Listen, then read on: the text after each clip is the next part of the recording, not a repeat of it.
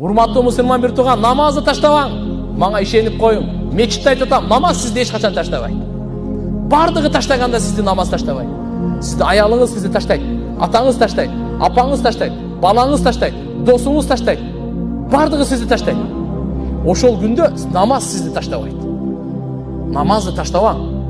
Кандай болсо таштабаң. Жашоо өтө берет, намаз окуганга да өтө берет, окубасаң деле өтө берет. Окусаң деле өлөсүң, окубасаң деле өлөсүң. Бирок тиякта өтө бир өкүнүчкө болуп калган. Биринчи эсеп китеп намазда болот. Пайгамбарыбыз айткан. Эң акылдуу инсан, эң данышман инсан айтат, эң биринчи эсеп китеп намаздан башталат.